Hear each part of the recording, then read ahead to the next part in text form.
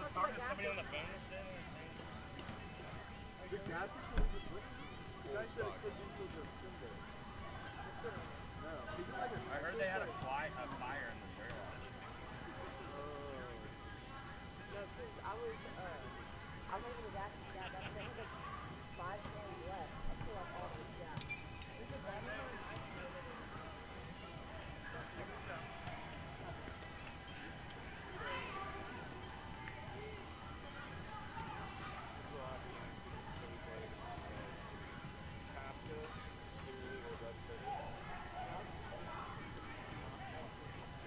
Yeah, no, we know that. But he was crushing the ball. So we're gonna throw outside, don't give me any balls. What do we do? I know, but Yeah, okay, well,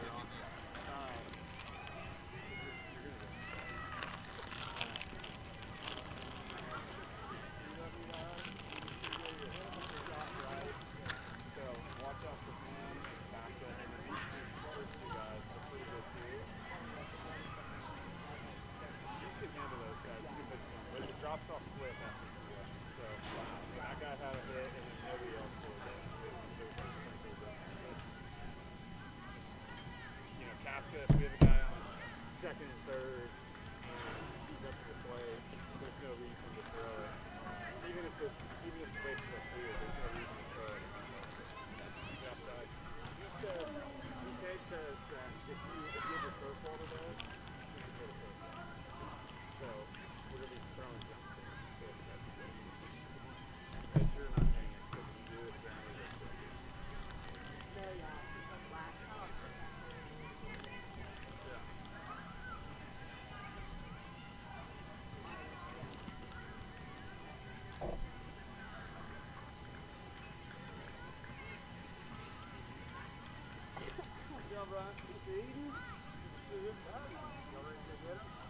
hey, how are you? How are you, man? All right. Yeah, you did fine. It feels like the rain should stay away. I think it will. I think it should. I mean, there was like a little, 40% or 80%. That's usually. What's that?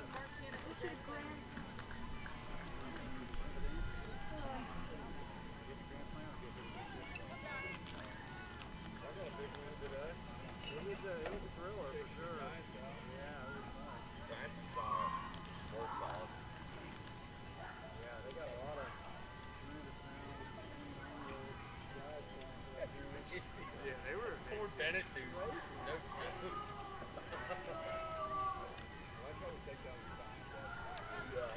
Yeah, literally. They lost 2 hours ago.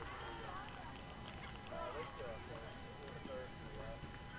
I think I'm announcing y'all's for Varsity Heights blog. We had no mixed seconds. Hank the Tank has a celebration store. Oh, yeah. He's gonna do push on the fire hydrant. It's double day. Yeah. When it comes to the back,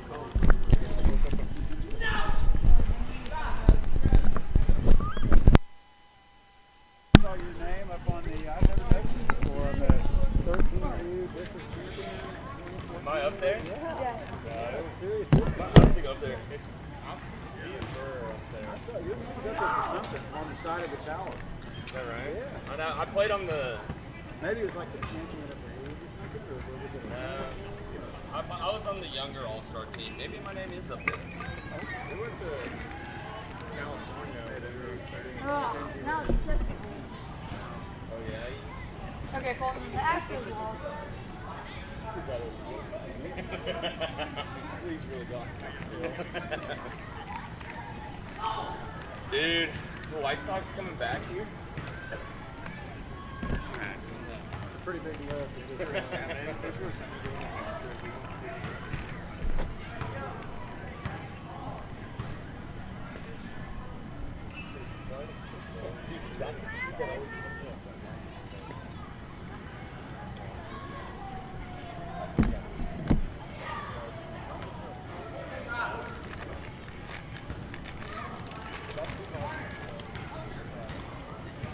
Wait, where's the...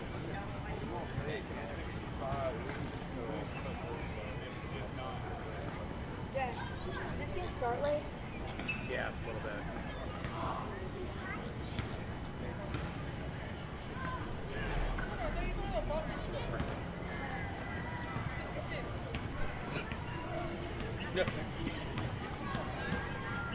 Wait, Dad.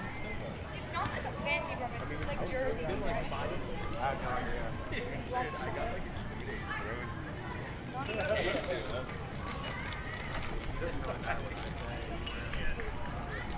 It looks like M&M.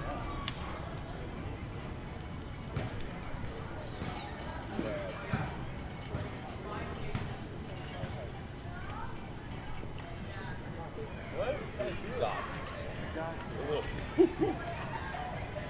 Mark, second base.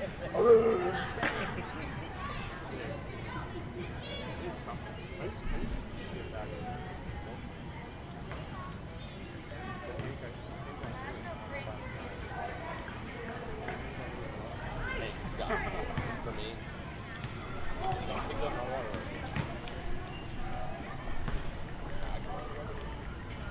Yeah, what's your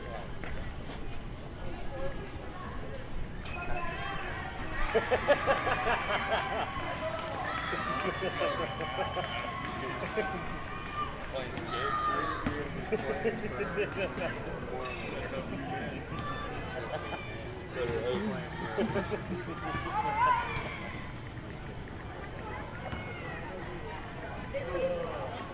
Tony, what's up, bro?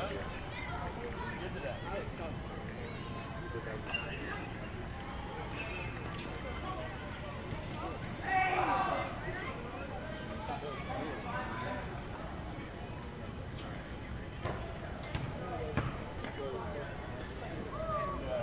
Dad's gonna catch. My dad. He Oh, does not so want me you to do catch my that? eyebrow touchdown.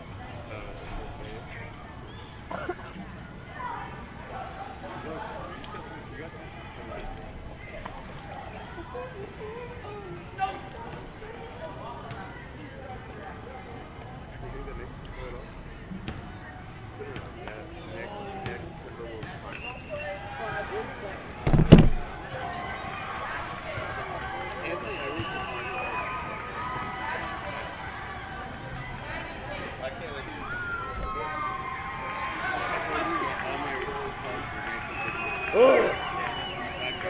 Yeah, I'm going for the next game.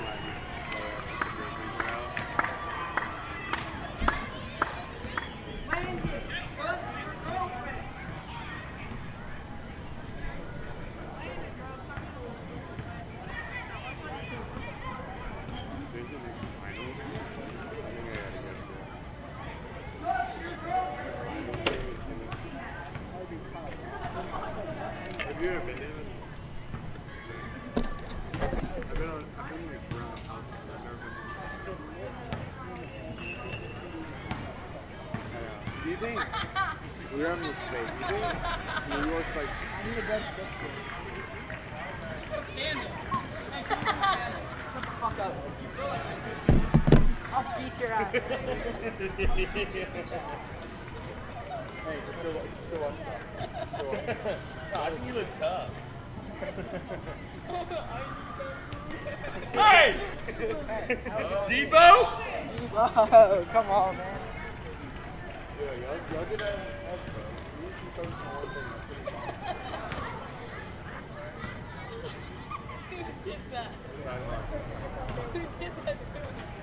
He did it. He said, I gotta go to the bathroom to do my iPod.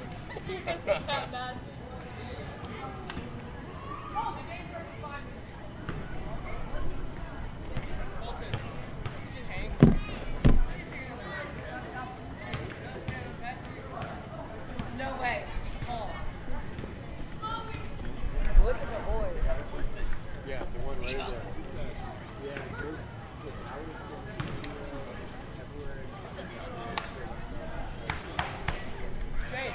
Jake, is he out?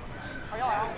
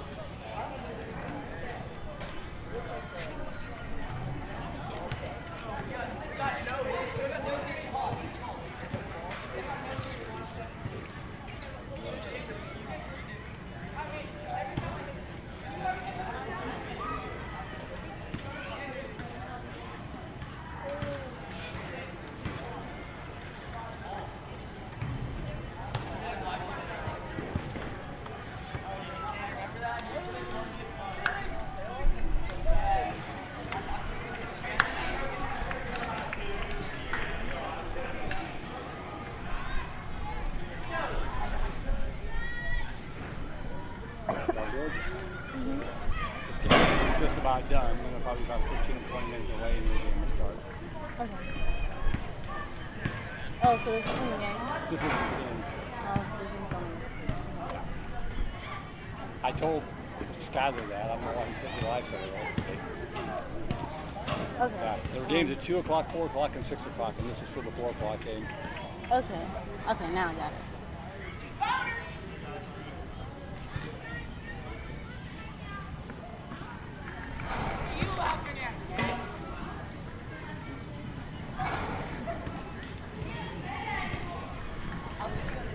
Oh, damn it.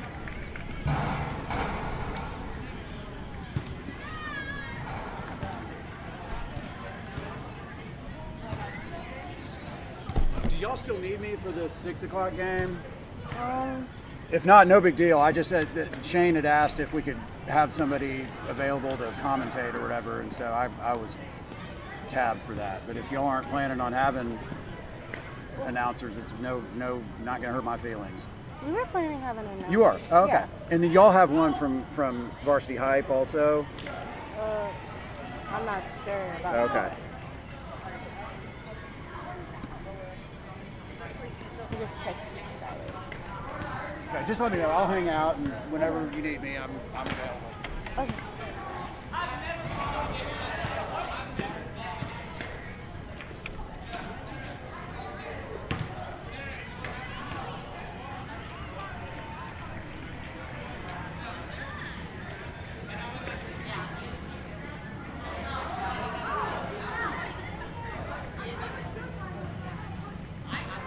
Probably not.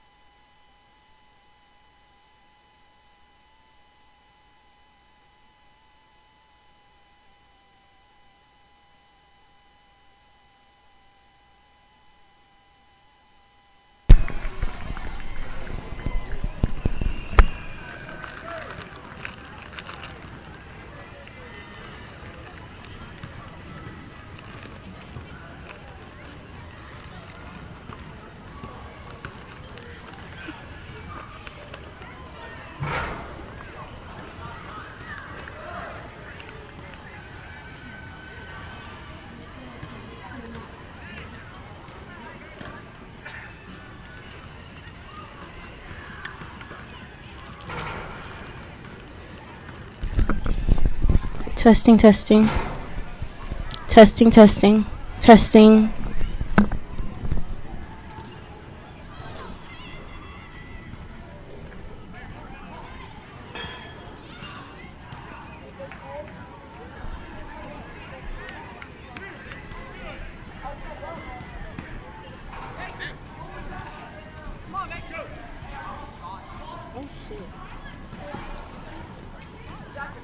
Oh shit.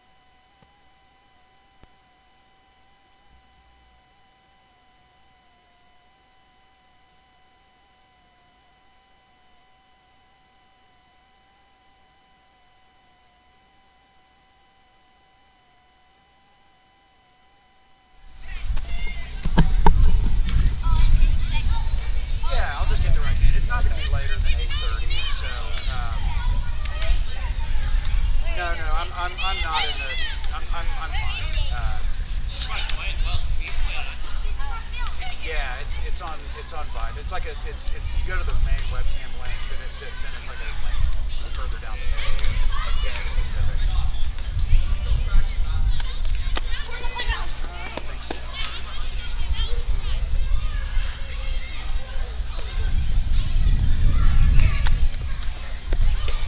I think he already went out there.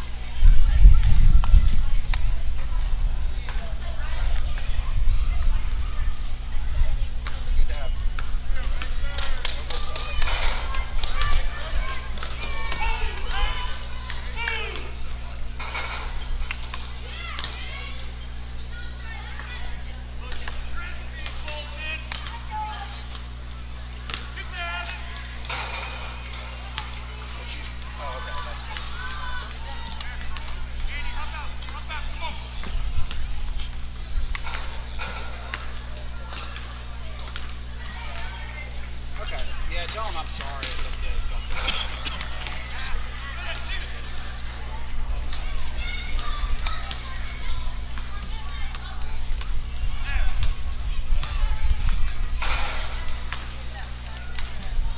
Well, it was close for a while, and then they had one disaster. Like literally. It's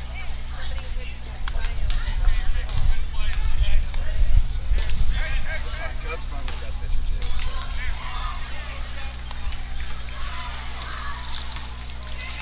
Okay.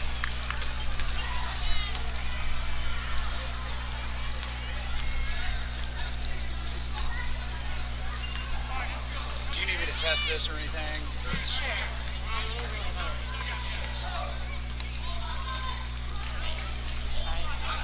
Test. 1, 2, test.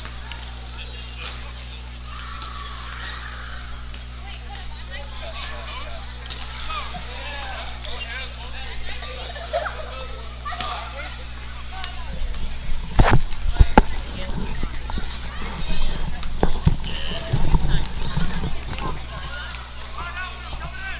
It is. No, it's not. So it's these same people.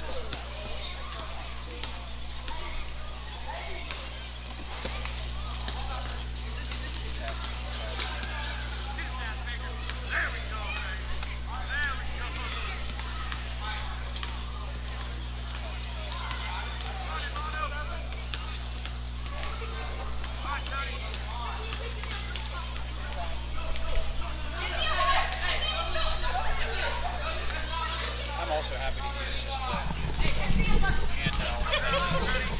I'm easy.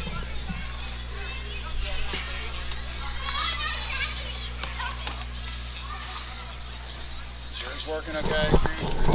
I don't know. Can you hear me? Yeah. Wait, say that again. Can you hear me? I can hear you in my ear. You can hear him? Yeah. Hello. I hear Drew on my earpiece. Testing. I heard you. You did? Test. 1, 2. You hear me, Drew? Over your ear?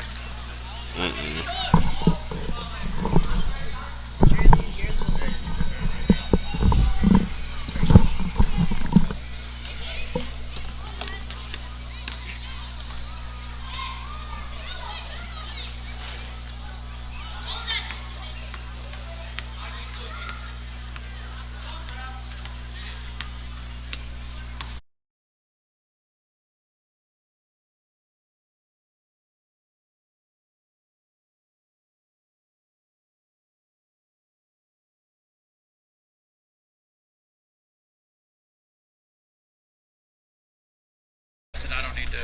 I won't bother sitting here. I was listening on the broadcast.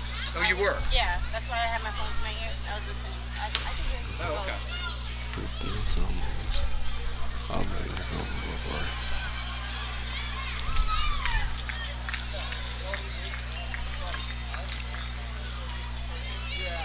I'm ready. rest of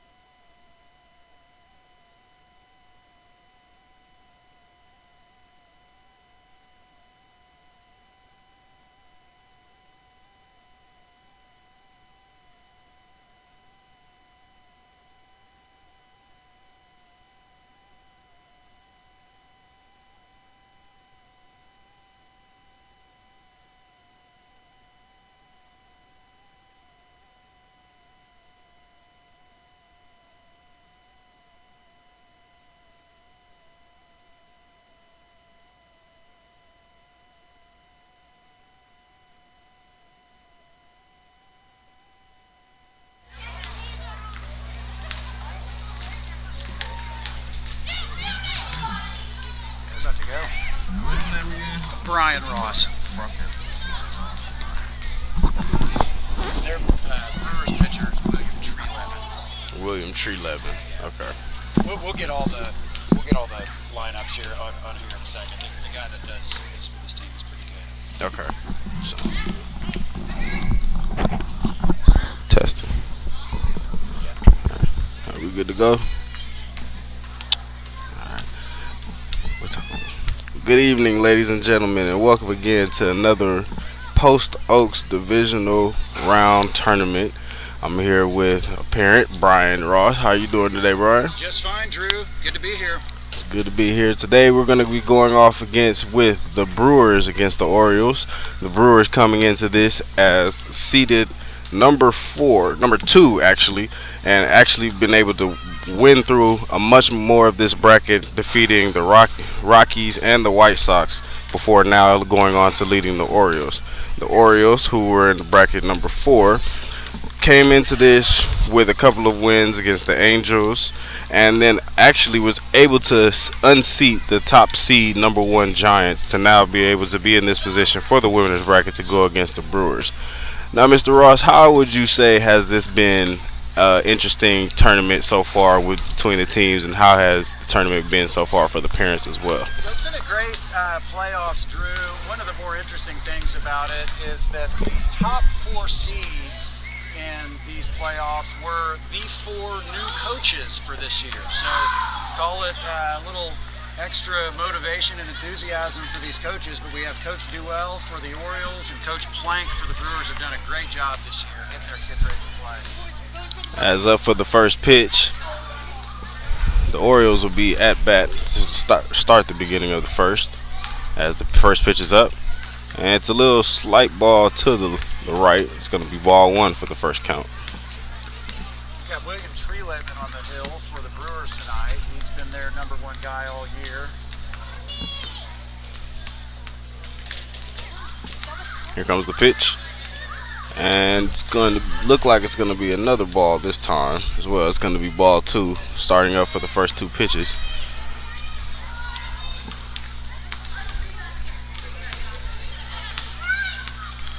Another thrown pitch. It's not going to swing this time, but it's going to eventually be a strike, leading to the count of 2-1 for the beginning of this first inning.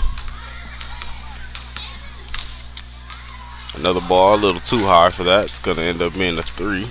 It's going to leave the count 3-1.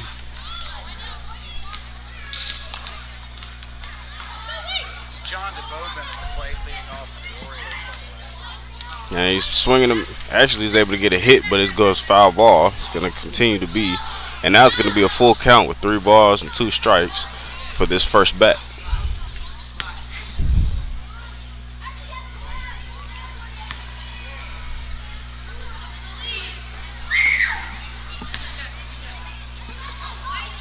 Here comes the pitch.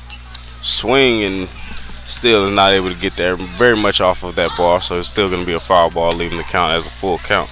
Good battle from DeBoven to start the game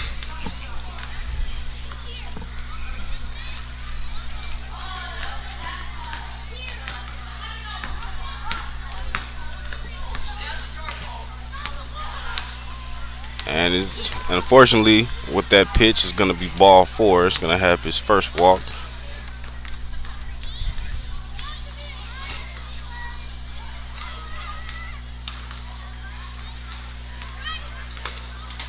That'll bring up Hunter Sage. Sorry, Hudson Sage. Star pitcher and shortstop for the Orioles. With a runner on first, here comes the first pitch going up for Sage. As Sage swings, but it's going to be a miss, and it's going to be the first strike for the first pitch.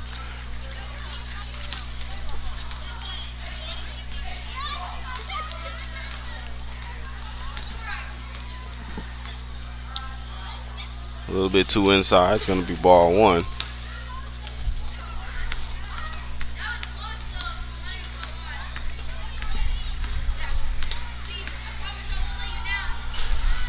And a nice hit. It's going up to the left field, and it looks like it almost was out of here, but not quite enough. He's going to be able to throw it in, but it's going to be able to get to a double at second, and is able to get another runner on third.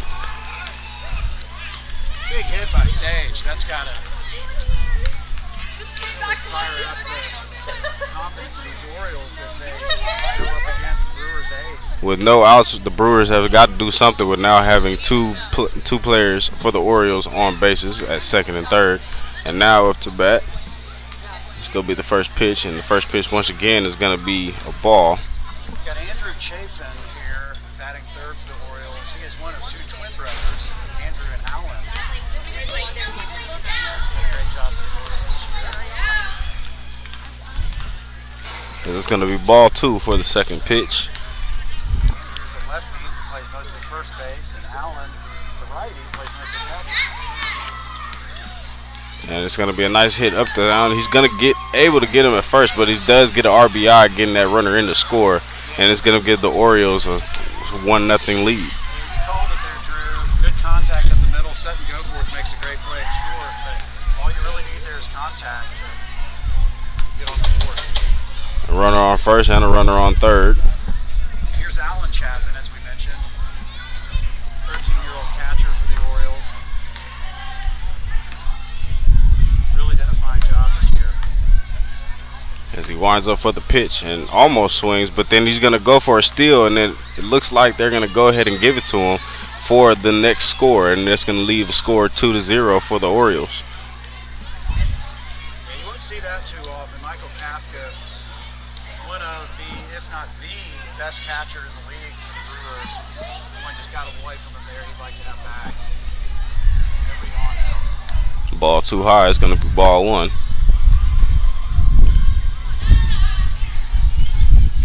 Ball two. I apologize about that. 2 balls, no strikes, with only 1 out in the top of the first. As the pitch is coming, and he swings and is able to get it straight back to the pitcher as he runs to first to get that out. Yeah, Tree Levin, not wanting to leave anything to doubt there. He just sprints over and steps on the bag himself. You know, sometimes you got to have those moments where you got to take it in yourself if you feel like you can get there fast enough. Here's Paul Canoe stuff for the Orioles.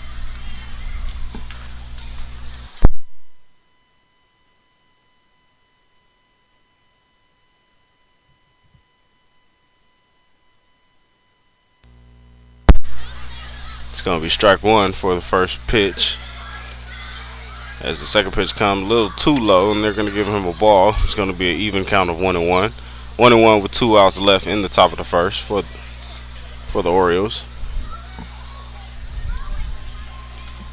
As Kuntz is able to hit the ball, and he's not able to get it anywhere, and there he's able to be safe at first. And this is a lot of confusion so far that the Brewers have been having.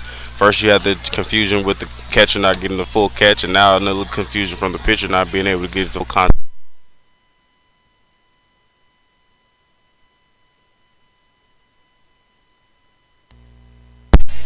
Yeah, that was what you call a well-placed swinging bunt there by Canoes. Tough for anybody to get. Here's Jack.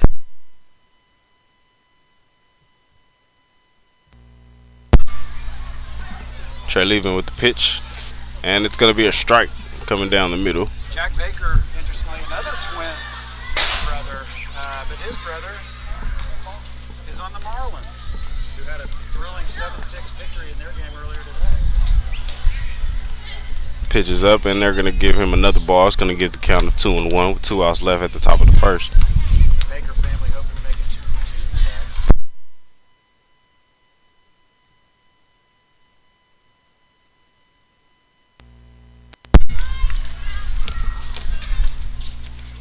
Two balls, 2 strikes with 2 outs left in the top of the first.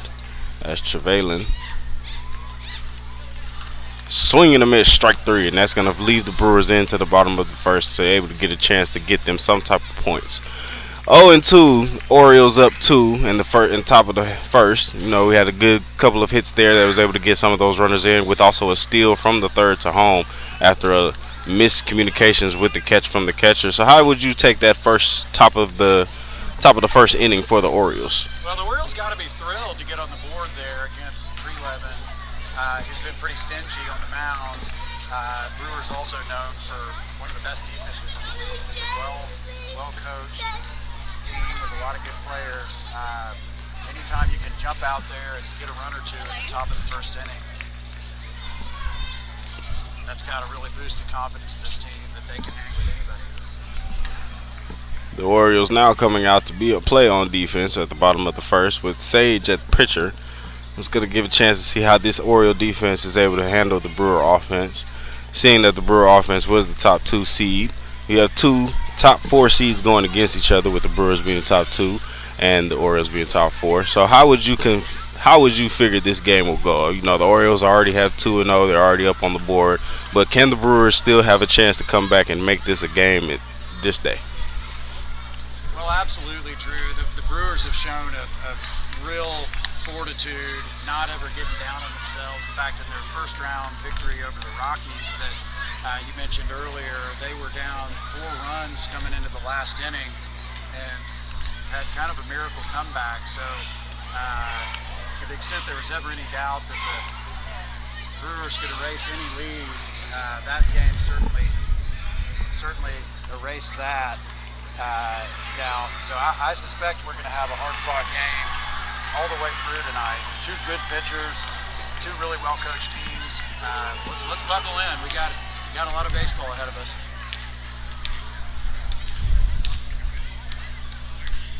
As you mentioned, Hudson Sage on the mound for the Orioles. Really really talented young pitcher, a 13-year-old as well, but a true top of the rotation kind of guy. You saw what he could do on offense.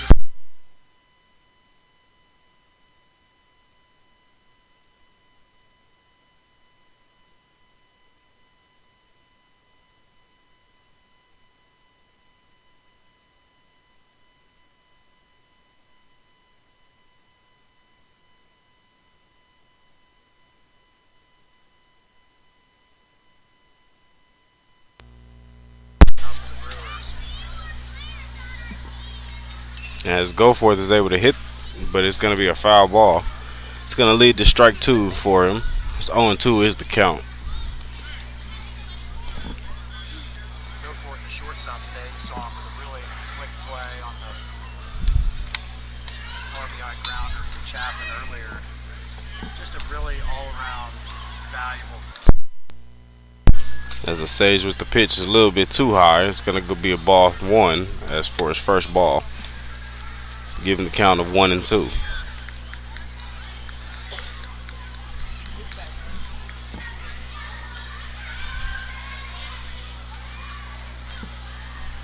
Sage with the pitch.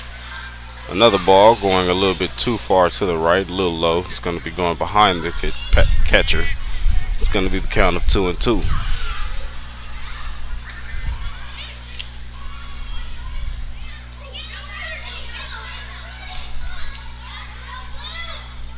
Pitch is up. Nice swinging hit, but once again it's going to go to the far left. It's going to be a foul ball. The count is still 2-2.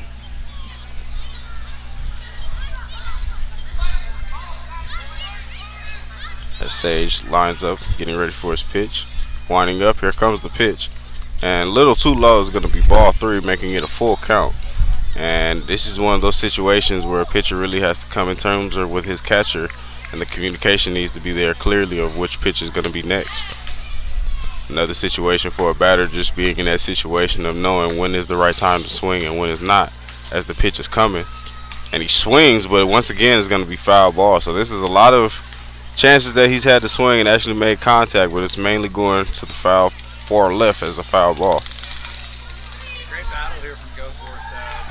Just like DeBoven led off the game for the Orioles, making the pitcher throw a good number of pitches, sizing them up, fighting off the tough ones. Here's the full count.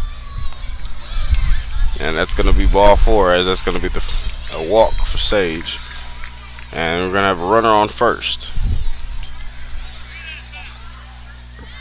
That's going to bring in Parker Dodson.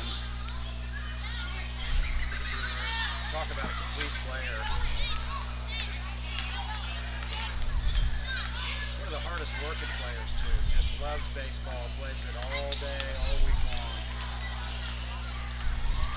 Does not swing at bad pitches. Sage back to the first, and he's able to slide back and just get safe, as they're trying to keep that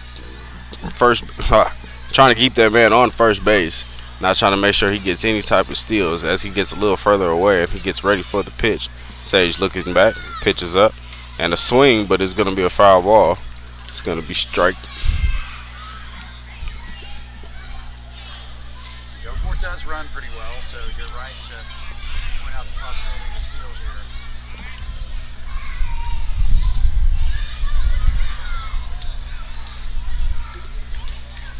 here. As he gets ready for the pitch is up. Swings, it's going to be a foul ball as it almost goes over the wire, but is able to still stay on the field. And it's going to be strike 2.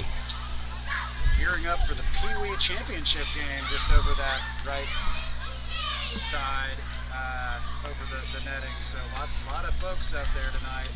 There goes Goforth. And he's able to swing, gets it, goes past the shortstop, and is able to keep going to make it, as Goforth is able to get to third, slides. And Dotson able to get his man to the third base while he's able to get on first. What a play from Dotson, able to get more men on the field. Yeah, great piece of hitting by Dotson there. Smacks it right through the left side. Typically here with men on the corners, you're not long away from potentially having men on second and third, as the first and third steal play is quite popular here. And Goforth forth as he was able to get to the third base as fast as he could because he was able to steal the second. And lucky enough for the Brewers, that play wasn't able to get caught by the shortstop and able to get for a double play. As Sage comes up for the pitch and looks like he's going to throw it to third, but doesn't know if he's going to throw it to first. Little confusion there. Is able to get himself down and more composed for his next pitch coming up. Yeah, that's actually just a move that a lot of pitchers move out here with the fake to third and look to first, see if you can catch the runner on first base napping. Dodson's too smart for that though. Michael Kafka now at the plate, by the way. Brewers star catcher.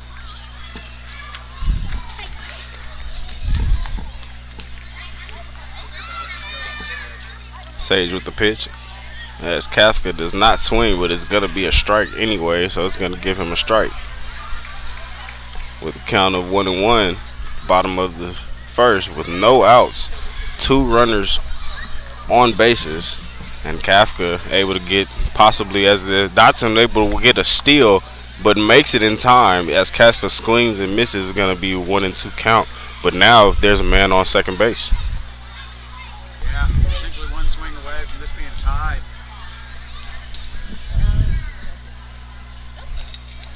Sage with the pitch.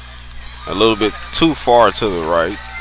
It's going to be a ball 2 with a count of 2-2. No outs. Big comeback we talked about earlier. The Brewers coming back and squeaking by the Rockies in the first round. Kafka had the walk-off ground rule double. Here comes the pitch. And he doesn't swing, but it is going to be a strikeout. It's going to be the first strikeout for Sage. Yeah, good pitch there by Sage. It's tough to do anything with that outside corner heater. Here's your pitcher, Tree Living, coming in trying to help his own cause. Pitcher against pitcher as the pitch goes up. And it's going to be the first one, far to left. It's going to be ball 1.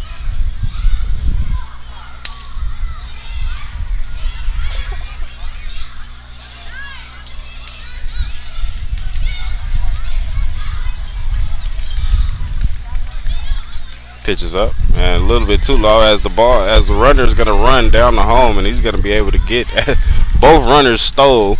Goforth able to get the scoring steal, and Dotson able to steal to get to third, now making the score 1-2 with a runner now on third and only 1 out left with 2 balls and no strikes. The Orioles got to be able to get something out of this situation. And Sage gets ready for the pitch. Here comes the pitch. And right down the middle is going to be a strike. Give him the first strike. It's going to be the count of 2-1. And little encouragement from the Brewers coach to try to get some kind of steal out of this. We'll see if Dotson is able to get anything. The pitcher connection with the pitchers.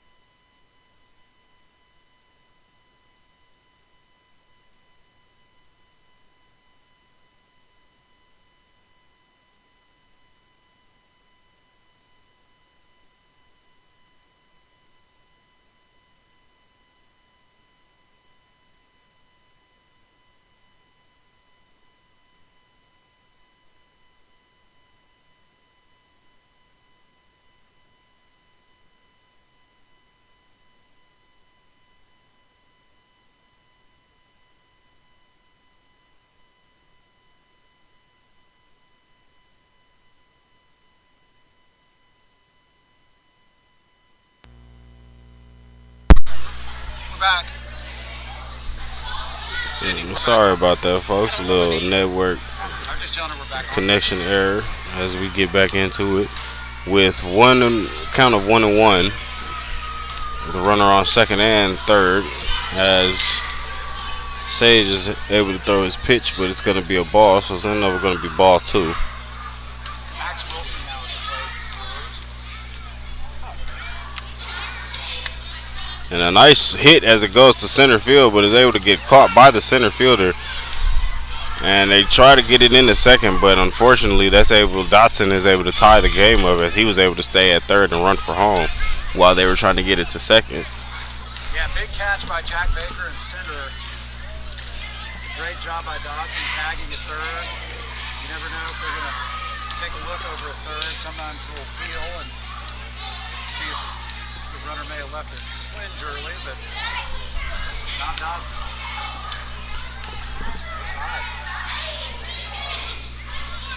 Great contact there for Max Wilson on that sac fly.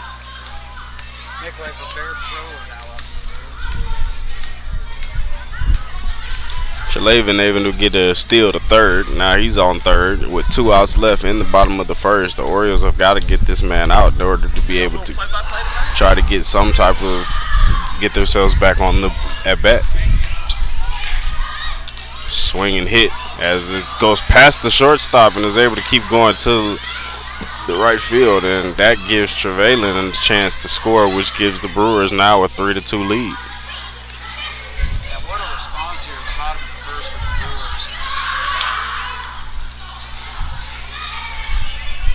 About earlier, they're a comeback team, but sure didn't take them long to get back in front here.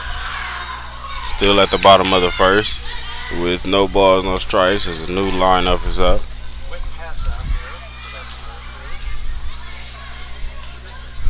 His first pitch is up and it's going to be a strike. Sage looks good on the mound. Throwing it in well, largely good control. Brewers just hit it. Sage with the pitch as he swings and hits, but it's going to be a foul ball as it goes over and into the other field. Got action on every field here tonight. Minor league and majors, semifinals, Little League final. This grade set of games in juniors. He throws the pitch a little too low, but Rollers to take second. Heads up play though. and one thing this Brewers offense has been able to do is get the steal bases that they needed to get themselves in the position that they're in. Now with Proler on second, he's able to hit the ball and it goes over to second base. They try to get him out and it's going to be a real clear thing and they give it out instead. Looked like he was safe, but their ref is going to go ahead and give them the out. Great play by Fulton Worthing there. Charge, quick release throw to Chapman. Gets the Orioles out of the inning. As the bottom of the first ends, the Brewers able to come back from a 2-0 deficit, able to get now a 3-2 lead over the Orioles. And now we're going into the top of the second. The Orioles will be now at bat to get the chance to try to get more points on the board as they go up against this Brewers defense.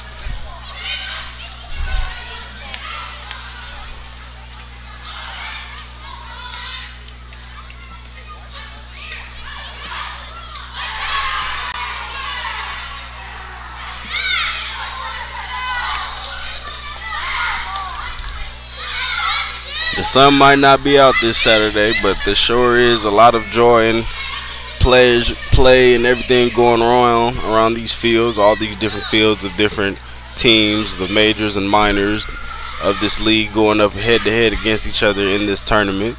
A lot of families out here.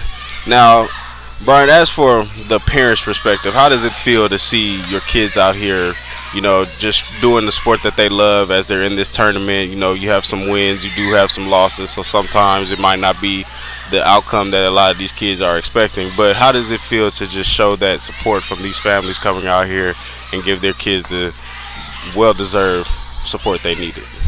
It's an absolute blast. It's one of the best aspects of having young boys in this part of town.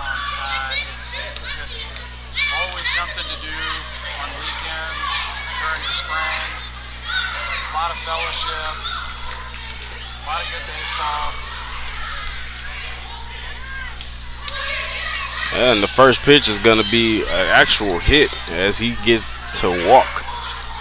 And as he walks this man, that was the first time of today that I have seen in this game that the pitcher is able to actually hit the batter and make his man a walk. So now we have a runner on first. Yeah, that was big Hank Goldstein taking one. Now you got Fulton Williams who just made that great play at second base. See if that translates into some confidence at the plate. He's had a great year.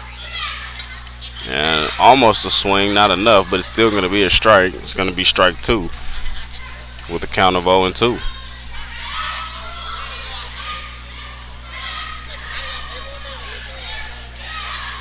As the pitch is up, and he swings and a miss, and it's going to be strike 3. That's going to be another strikeout for today.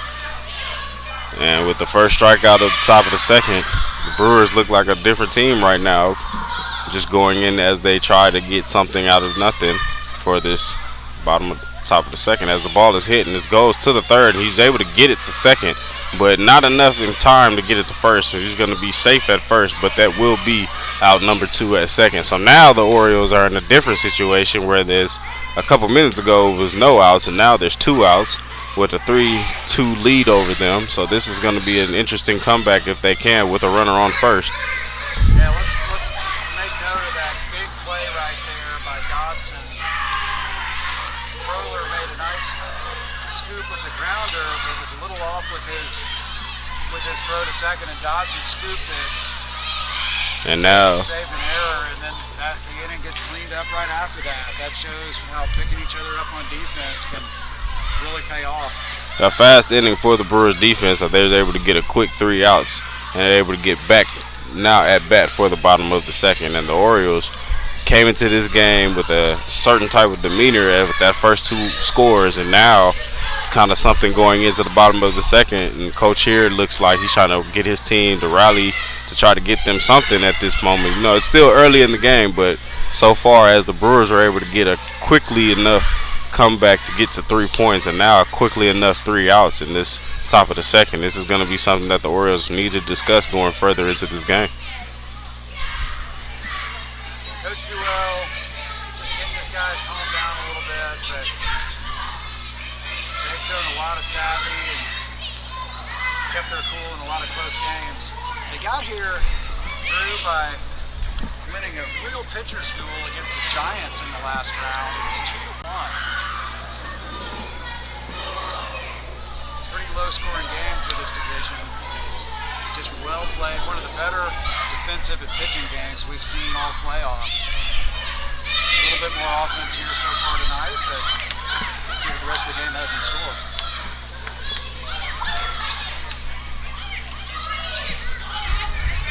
In terms of earlier action, you mentioned that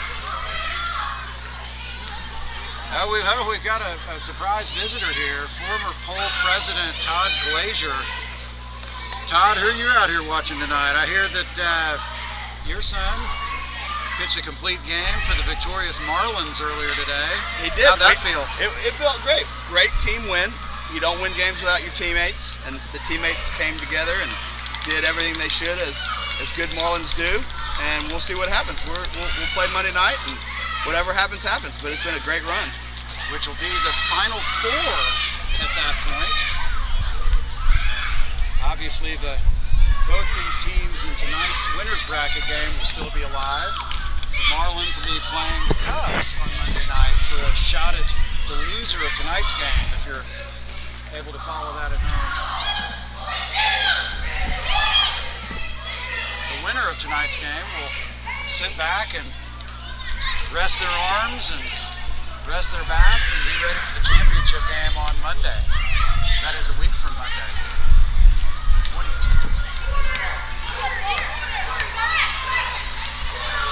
Cubs survived today, as we mentioned, by outlasting the White Sox in the battle for Chicago.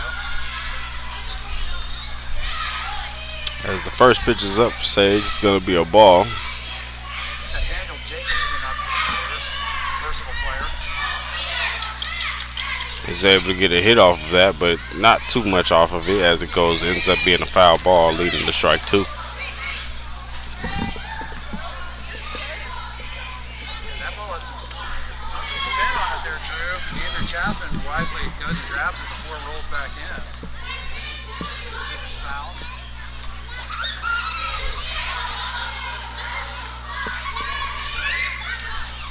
And one thing about dealing with pitchers when you're dealing with a shorter batter, that batter's box is a lot shorter than a normal batter. So now you got to really be able to find out how to get to the strike zone, because as we've seen with that pitch there, it might have been a normal strike for someone a little bit taller, but as we have a little shorter person, the batter's box shrinks down a little bit as the pitch is up, and he hits it, but it's going to be a foul ball leading to a full count of 3-2. Yeah, Drew, you certainly see a pretty big size differential out here with this age group. Just through the wonders of biology, you've got some 13-year-olds and some 14-year-olds that look like 45-year-olds. You're right. As the pitch is up and it's going to be too high once again, it's going to lead that runner to first. And now the Brewers have a runner on first as they have the next up to bat. It's going to bring up Henry Tellefson.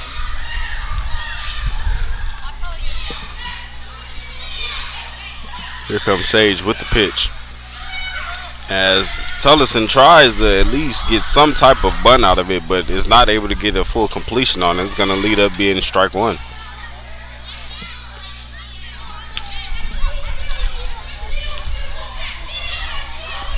As Sage throws it back to the first base. That was some high heat over the Chaffin there at first.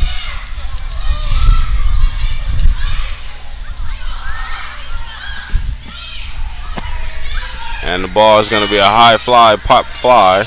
As and it looks like there will not be a catch, so it's going to end up being a foul ball. But that's one of those things where the communication between the players has to be key. Not knowing which one was going to catch it is going to be having situations like that where you're not going to be able to make the play. Yeah, a little extra life here for Tellefson. That's a ball that Goldstein usually would make. The count is 0-2 with no outs as Sage gets ready for his pitch. Here it comes. And still to second, and he's able to get there safe. And this Brewers offense has been doing a very good job when it comes to stealing these bases this game. Good athletic base runners, aggressive coaching. It's a nice combination for manufacturing runs here in this league. Back to the top of the order now with Sutton Goforth. And Goforth was able to get on base in the beginning of the bottom of the first and was able to hit the first runner to get his team a score on the board as the first pitch is thrown, and that's going to be a ball. Sage already up at 41 pitches. That's another thing to watch. As most of you watching are probably aware, there's pitch limits here at Post Oak, most youth baseball, that can really play into the strategy. It's not just maximum pitches, but there are certain thresholds that if you go above, you're not eligible for a certain number of days. So coaches really take a lot of pride and effort in managing their pitching staff. That Sage gets ready to wind up for the pitch. Here it comes. He throws it, and there's another steal to third, but is not able to secure it, so then he's going to be safe at third. And this Orioles off defense has just been in a very interesting predicament, just trying to secure some easy balls that they're not able to get, and they're leading these Brewers to get closer and closer to get scoring again with only 1 out at the bottom of the second. Yeah, hard to tell if the runner would have been out at third if Goldstein secures that throw. It was a nice quick release by Chaffin, a good accurate throw. Goldstein just couldn't quite corral it. Now you've got a man at third with less than 2 outs. This is what you strive for as coaches.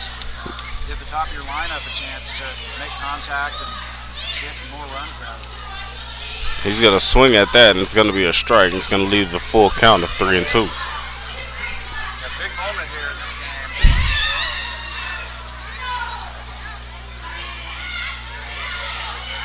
Sage getting ready for his pitch. That's here comes the pitch.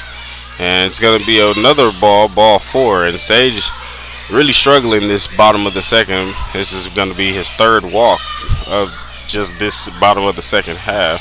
And now the Orioles are going to have a team meeting coming up on the mound.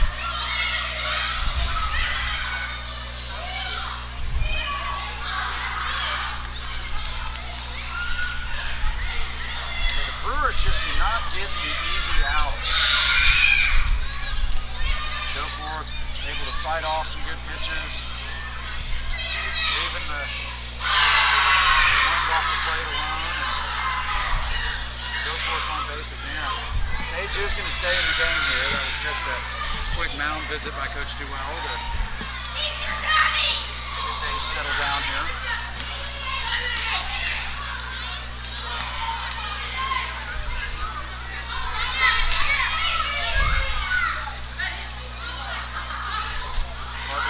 Back up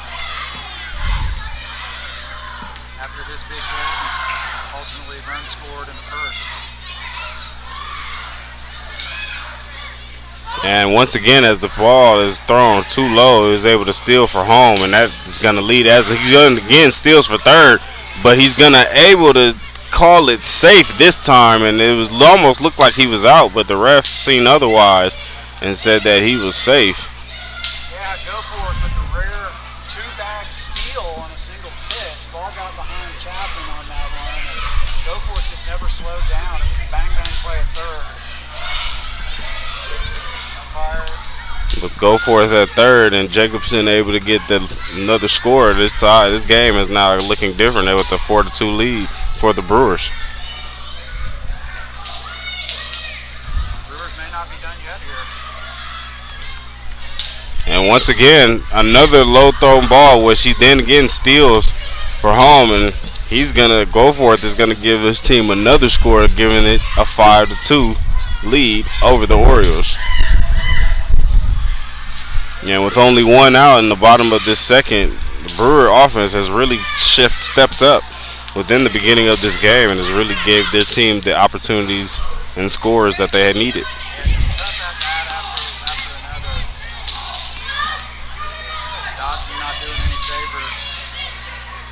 It's going to be ball 3. Count up 3-0 as Sage gets ready for the pitch.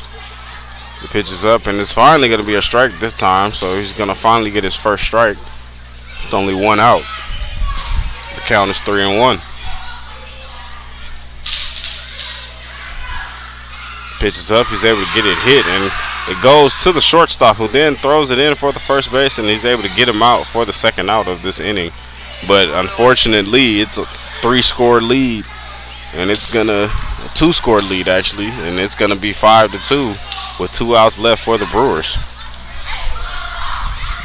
Great steady play by Caduce to short.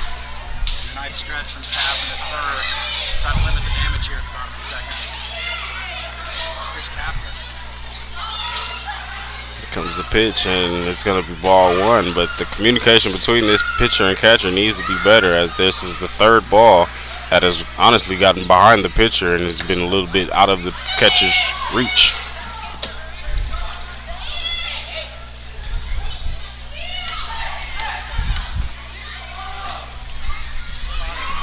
Sage's one of the more talented young pitchers in this league. So much velocity that it could be a little bit short of Interesting. catch him sometimes. Just got that high 60s fastball barreling in on you.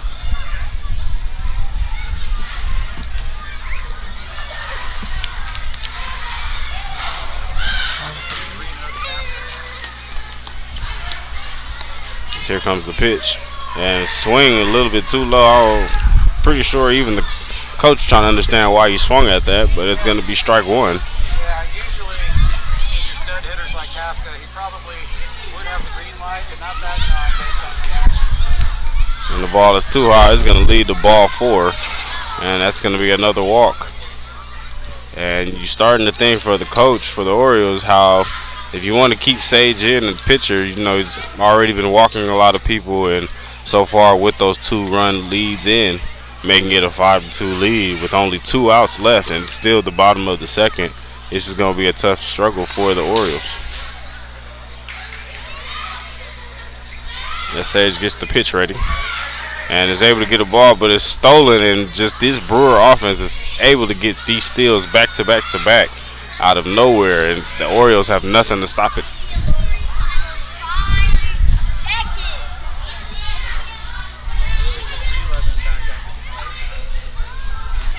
Ball 2 low. It's going to be ball 2.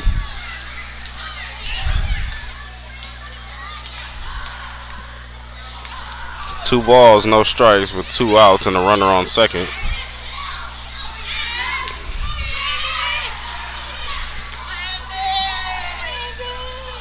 Here comes the pitch.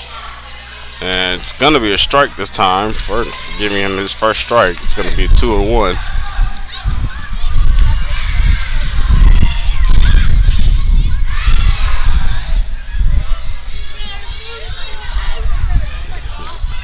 And once again, a little bit too far to the right. It's going to be ball 3.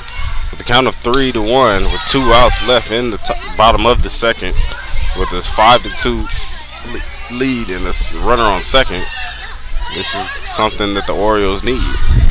Too high once again. Another runner walks, and you got to start to think for yourself: is it might be time to change pitchers, or what do the Orioles need to do to try to get at least another out for them to get at least a chance to try to get up and tie for the Brewers?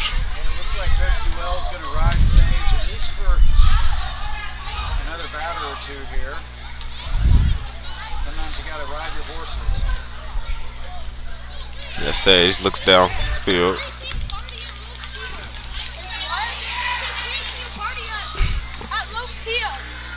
Wilson back up to bat. The Orioles do have some quality relievers available. Canoes just pitched quite a bit this year. Jack Baker's done a great job. First pitch is up, and it's going to be ball 1. 2 runners on base with 2 outs left.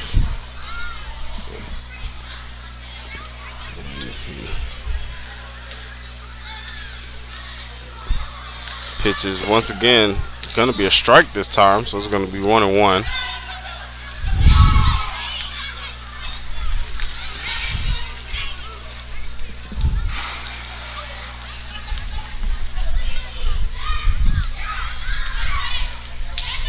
Strike 2. Count is 1-2. Now things are starting to look a little bit different, as Sage has now got his predicament with the batter, now getting him to 2 strikes, and now as he's getting ready for his final pitch, he throws it, and it's going to be hit. It's going to be foul ball, and these runners are ready for the steal no matter what comes their way.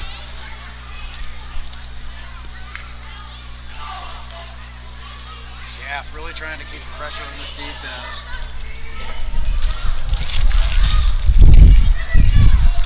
And the pitch is hitting. It's a high fly ball to left field, and he's not able to get it. He lets it come to him, and that's going to be another run in as he throws it in, and he gets another error, and another run comes in and is able to get a double for Wilson, but he's able to get that way in for a 2-lead score. Now the score looks completely different. Now it's 7-2. Still at the bottom of the second. And this Orioles side does not look happy about that. Yeah, that's going to be it for Sage, it looks like. Tough play. That's not the kind of excellent defense that we've grown used to from the Orioles. A little bit of a lapse there on the relay end. It was going to be a 1-run single from Wilson. But the miscommunication on the throw results in a second run to make it 7-2, and that's going to be it for Sage after a 67 pitch outing.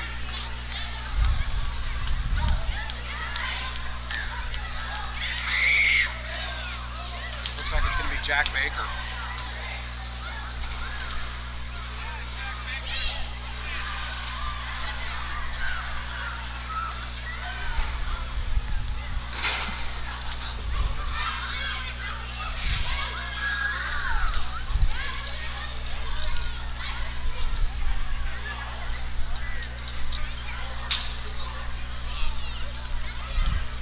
a tale of two games so far. Orioles started off looking absolutely supremely confident. Brewers have just slugged back here. Aggressive base running, timely hitting, good selective work at the plate, not swinging at bad pitches. They chase the Orioles ace out here in the bottom of the second. Still a lot of baseball to be played here though, Drew. I wouldn't turn your TV sets off quite yet.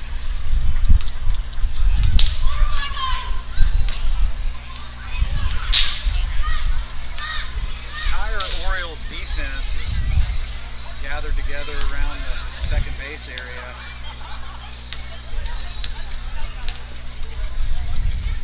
Conferring, trying to pump each other up.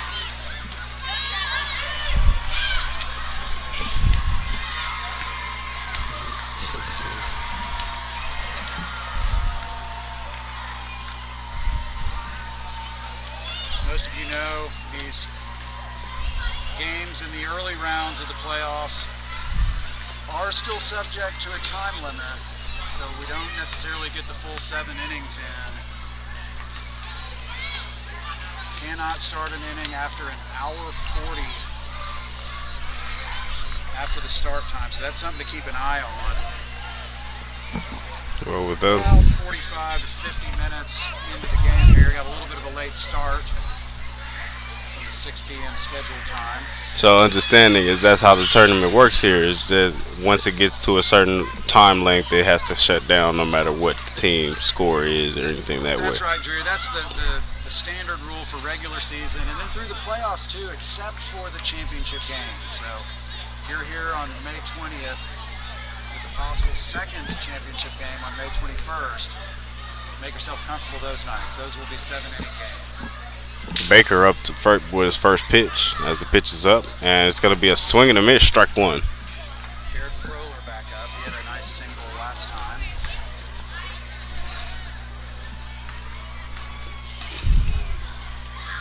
Wilson on second with 2 outs. Here comes the pitch, and a nice pop fly as it goes once again over into, and it hits a light actually as it goes into the younger field.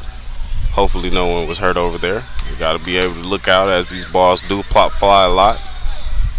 Some defensive changes for the Orioles with Sage coming out. He moves over to shortstop, and Paul Canoe slides over to third base. Here goes a pitch, and once again another pop fly ball, and this one's going to stay in the field this time. It's going to be strike two. So now it's a battle between both batter and pitcher. A new pitcher is up, so now that's giving a little sympathy to now how possibly the Orioles can get something out of this inning, as they have still been at the bottom of the second for quite some time, allowing the Brewers to get 4 more scores. As he gets ready for his pitch, with a count of 0-2 with 2 outs left, this could be it depending on how this pitch goes. And he swings, and once again it is a pop fly that goes out and into another field, and these two are really battling it here now, as it is still the count same, 0-2. Good job by Baker so far, just pounding the strike zone, trying to make Froehler beat him. Baker with the pitch as Broler, no swing, but there will be a steal, and is able to get his out. Finally is able to get him out for, or hopefully it looks like it. Yep, that will be an out for the Orioles, as they finally are able to come inside now to get at bat after a devastating bottom of the second half. Yeah, great caught stealing there, chaffing the Canoes. Not only big for purposes of getting out of that inning, but possibly making the Brewers think twice before stealing at will for the rest of the game. And now with the top of the third, the Brewers will be coming out on that defense, as the Oilers, after that brutal bottom of the second inning, now are going to be at bat, hopefully being able to get something out of this and get closer to the Brewers, as it is only 7:13, so about 30 minutes left, about 27 minutes actually left in this game. So hopefully the Orioles can be able to come back and still do something. Yeah, there's a little more time than that, Drew, because the game didn't get started at the 6 p.m. start time. So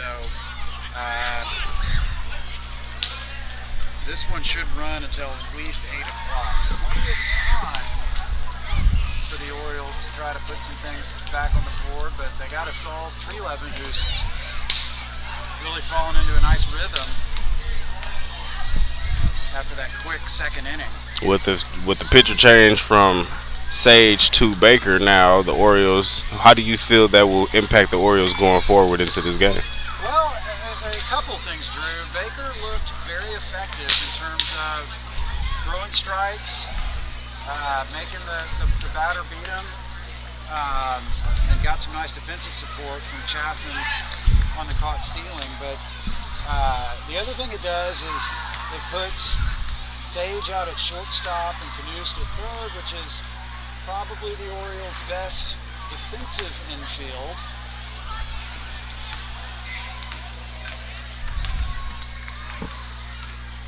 As Trelevin comes up with the pitch, and the first pitch will be thrown, and it's going to be a ball one. And we were just talking about Sage as he's up to bat now. As the pitch is up, and once again it's going to be a hit, but a little bit too inside, but he's able to get something off the bat, and now it's going to be a foul ball leading to strike one. Count of 1-1. Sage with the laser off the bottom of the left field wall in his first at bat.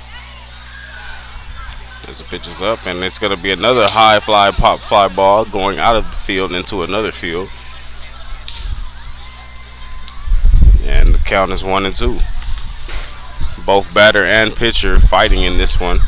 Trelevin trying to get him out, as he does, and get a swing and a miss, and that you can tell from Sage was not what he was expecting, and he's trying to get his team out of this deficit, but unfortunately Trelevin was able to get that strikeout, and that's going to be the first out of this top of the third inning. Yeah, good job there by Trelevin, getting by a really tough hitter. Here's the Chaffin brothers, first again trip. Try to get something going for the Orioles. First pitch is going to be a strike for Trelevin. As the pitch is up, a little bit too high, it's going to be ball one. Count is 1-1.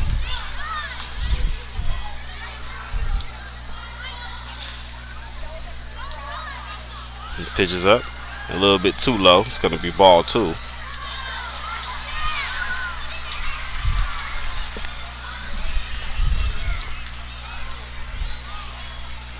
As this pitch is ready to go, he's able to get a hit off of it, but it's going to be a foul ball. So now we have a different story. It's 2-2 as the count.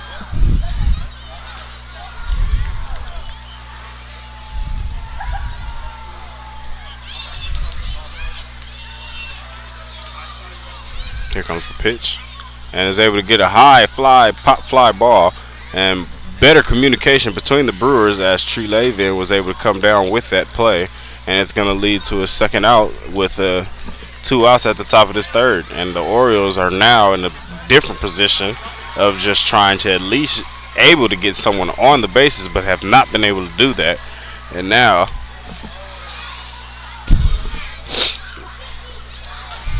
the pitch is up, and he swings as he tries to reach for it.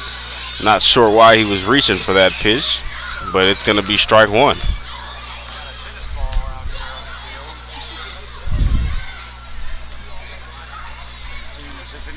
As the pitch is up, and he's able to get a hit off of it, and he runs to first, but they are able to get him out, and that's going to be the last out for the Orioles, as the Brewers was able to get another quick 3 outs and get back up to bat. Yeah, nice play from Proler there. Big 1, 2, 3 innings from Brewers. That's got to just warm Coach Trozo and Coach Bruce's heart.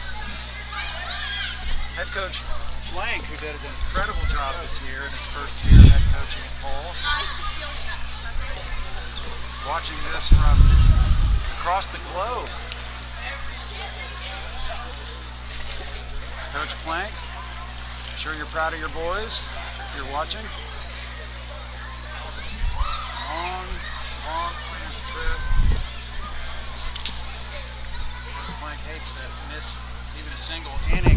baseball. This has got to be just killing him here today, but happy to see his team performing so well so far. Well, that is a very big testament to his team of not having your main coach here to get you through this tournament, and now you're out here doing your best to show him how much the hard work of everything during the spring and all the practices has led you to this moment of now being in the 7-2 lead.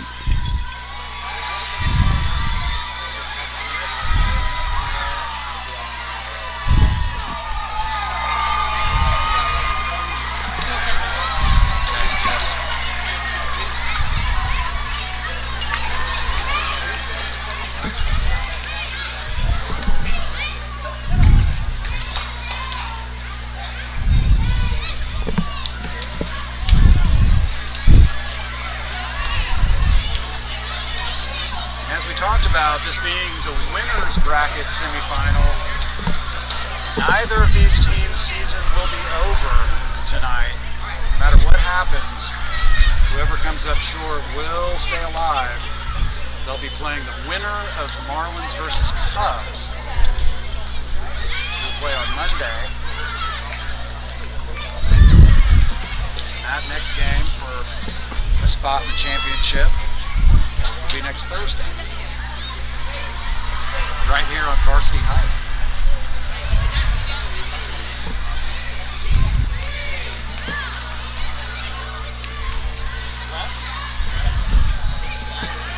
The Brewers are now back up to bat. It's still Proler up there after that caught stealing to end the previous inning. The first pitch too high for Baker. And Baker is going to stay on the pitcher's mound for the Orioles. Seems that they've decided that they're going to keep this way just to see if they can get something out of this, as the Brewers have really been able to get it to the Orioles as the pitch is up again. And it's going to be another high-flying ball, which is going to be ball 2, leaving the count 2-0.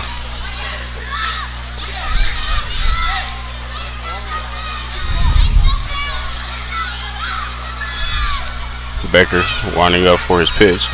Here comes the pitch. And a swing, but it's going to be a nice slight tip. Going to be foul ball, giving the first strike, and the count is 2-1.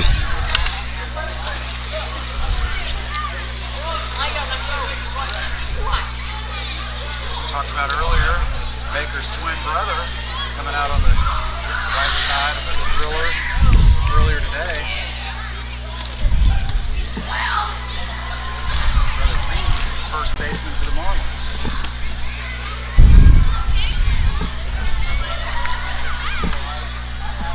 Proler and Baker in this pitcher-batter battle with a count of 2-2, as Baker looks down trying to get a pitch to see where he can get it from, and now his throwing is a little bit too high. Once again, it's going to leave it to a full count.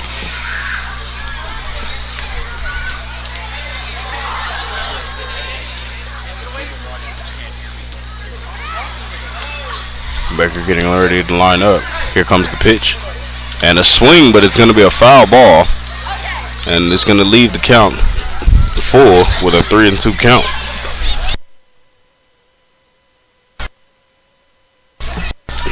Seven to 2 as Baker gets ready to get for the next pitch. And he lets it go. This is going to be ball 4. This is going to be another walk. And we're starting to see a little bit of what happened last inning in the bottom of the second. And hopefully that is not what we see again. We want to see something better for the Orioles, as they were really going through.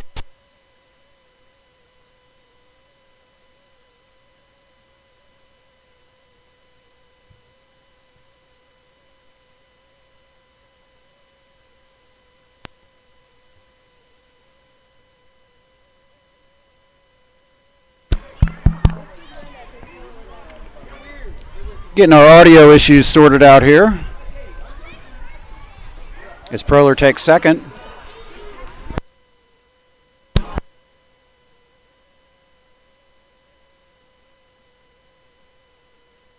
Just so many tough at bats by these Brewers batters tonight, fighting off the tough pitches, working walks, putting the ball in play.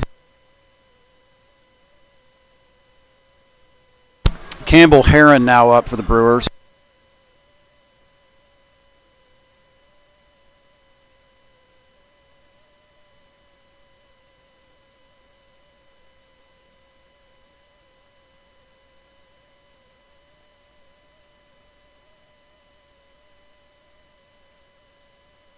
Heron, a former winner of the Miners Home Run Derby 2 years ago. So you know he's got some pop in his bat.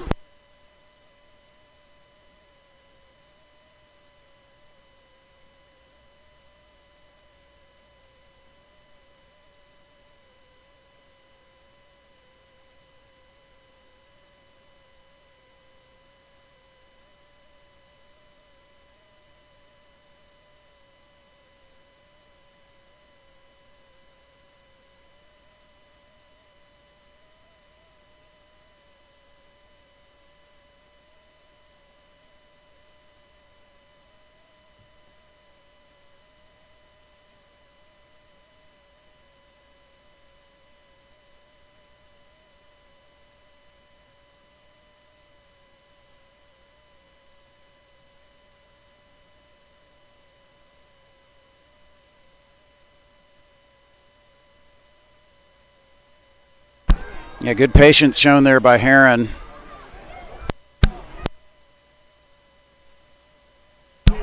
That'll bring up Parker Christie.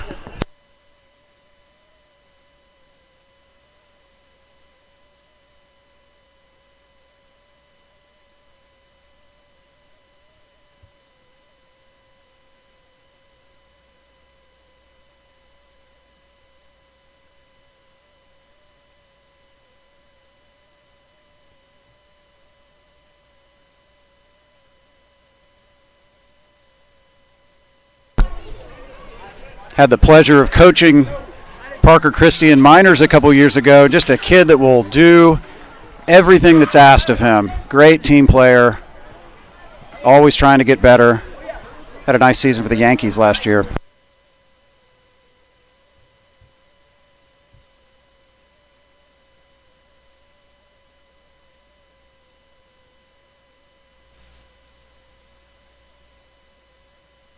Another caught stealing.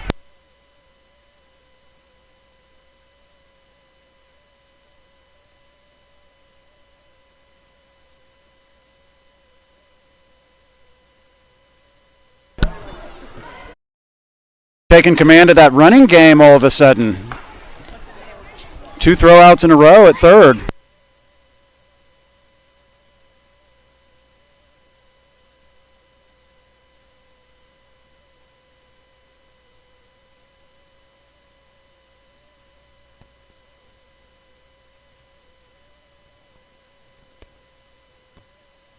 Oh, close play back at first. Great move by Baker. Heron just gets back into first as Chaffin tries to apply the tag.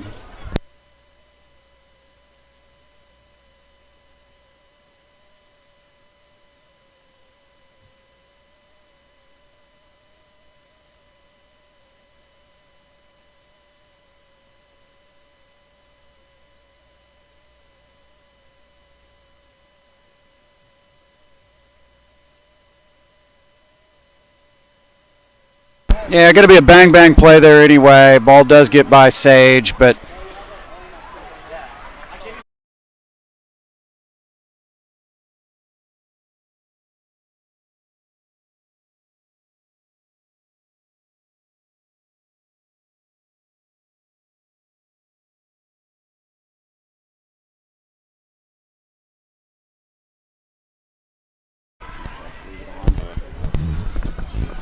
Hello. Yes. Just talk right now. No, yeah, just keep it like that. Here comes the pitch from Baker.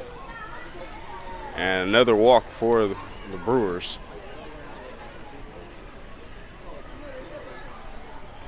just great pitch selection and patience shown by the Brewers. Really makes it tough on the pitcher. That'll bring up Chase Rodney.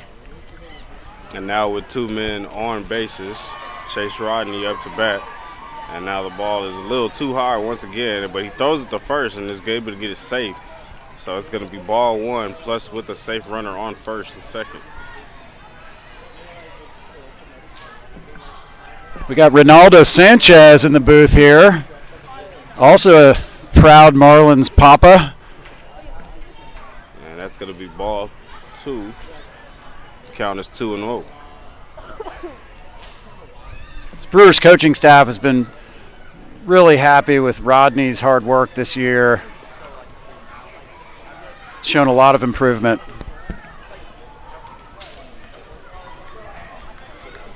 It's going to be strike one. It's going to give the count of 2-1. And these Orioles are really struggling trying to get these Brewers out. As here comes the next pitch, and once again it's going to be too high, but that's going to leave the base runners to steal for bases. And now we have a man on third and second with the count of 3-1 at the plate.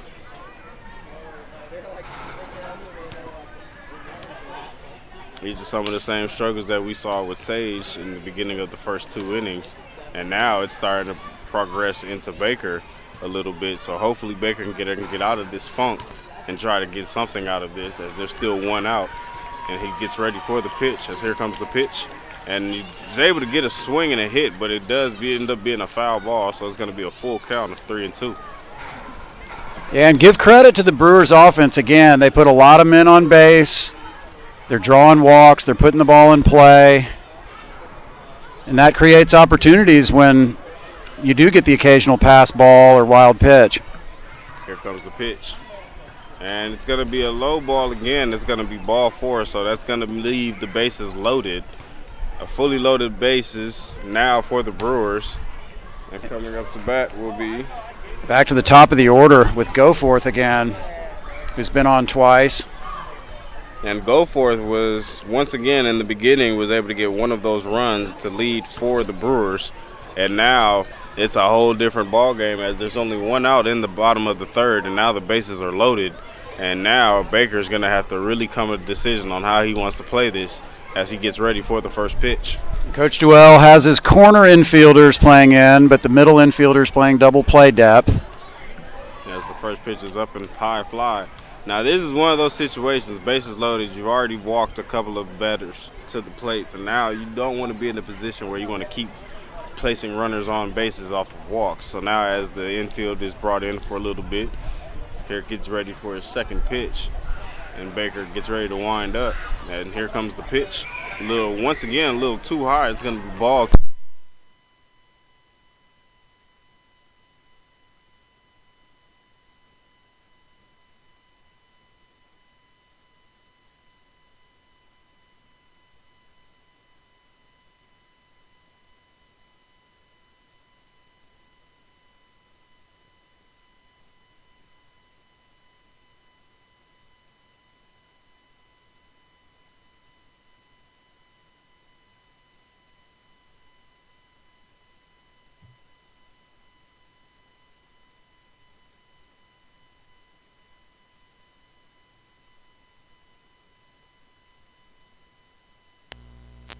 Ball down to this tough top of the order for the Brewers.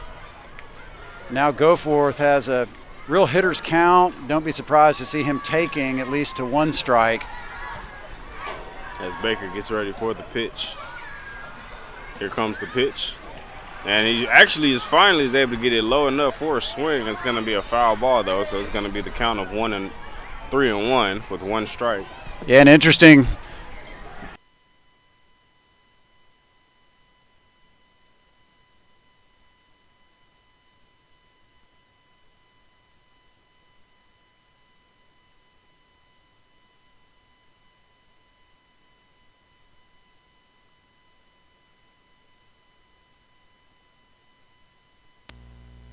Goforth was able to get that runner to make it an 8-2 lead. Yeah, nice piece of hitting.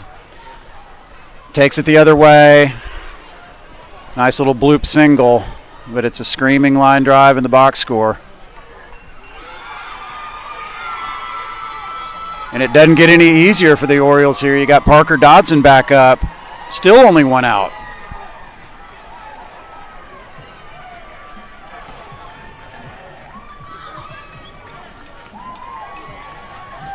And it's going to be another hit right down the field, and now they're able to get another run in. And once again, this is another loaded base as Dodson is able to get another runner to score to make it a 9-2 lead in the bottom of this third. And now the Orioles, with only 1 out left, have got to think of something of what they can do to get this Brewer team off of offense.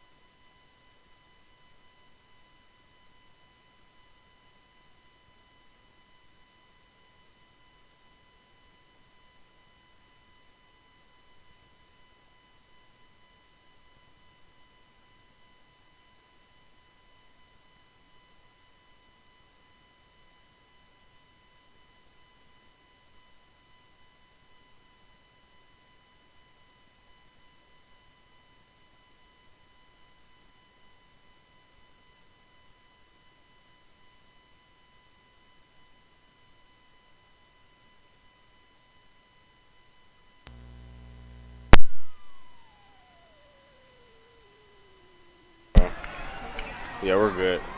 Pop fly, and it's not going anywhere. It's going to stay in the field this time, but still going to be a foul ball. It's going to lead to strike 2.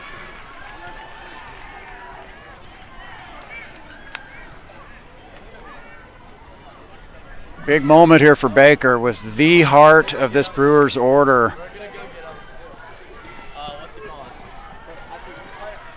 As Baker looking down for his pitch. Here comes the pitch. And another high fly ball. It's going to be ball 1 with the count of 1-2. I'll go find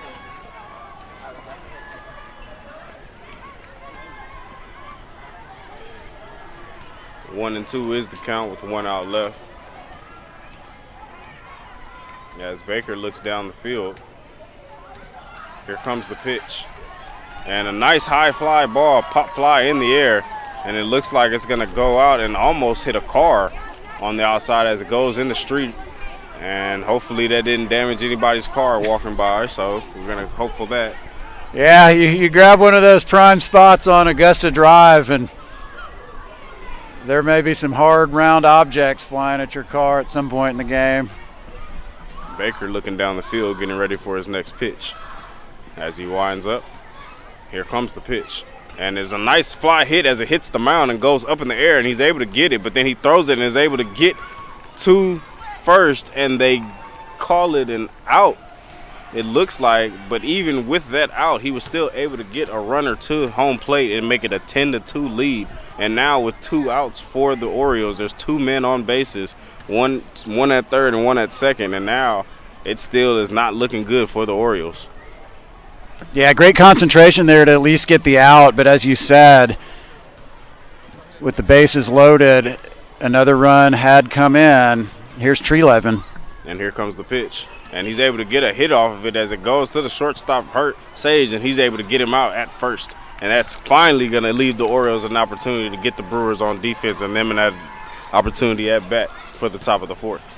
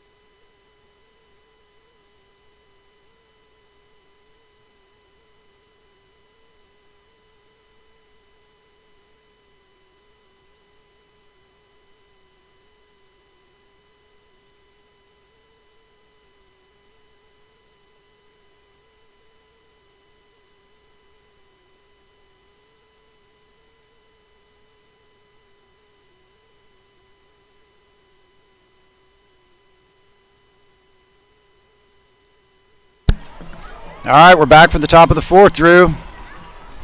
Top of the 4th as the Orioles are now able to be at bat. And looking at the score, it's kind of something to see with a 10-2 lead for the Brewers. The Orioles need something out of this situation as the first pitch is coming up. And it is thrown, and he almost looks like he wanted to swing, but was able to come back, and now that's going to be ball 1. Yeah, it's easier said than done, but as coaches, you really want your team to just take it one at bat at a time. You need base runners here. Try to get something going against the Brewers' ace, Trelevin. It's going to be a count of 1-1 after that strike. As Trelevin is coming up with his pitch, and he's able to get a hit and is nicely able to get it past second base and into the left field as he throws it and is able to get on first. And that's now the Orioles are in business with a runner on the first base. Yeah, great piece of hitting by Knuth there. Knuth, one of the great stories in the league, had a really tough leg injury a couple of years ago in majors, missed his entire 12-year-old season, and has worked his way back to be one of the better players in juniors. Fun to see him succeed out there. As Treeleben looks down the field getting ready for the pitch. Here comes the pitch. And a swing and a miss is going to be strike one. This is Jack Baker trying to help his own cause. Get some offense going for the O's. Here comes the pitch. And a little too close, almost hitting the batter. It's going to be ball one. A little sidewinder there from Treeleben. Just missed, but interesting look there. Drops his arm angle. Tough ball to track there. Count is 1-1 as the pitch comes up, and he's able to get a hit, pop fly, and is caught. It's going to be out number one for the Orioles. Yeah, nice play by Kafka there, throwing off the mask, sizing up that pop fly and recording out one.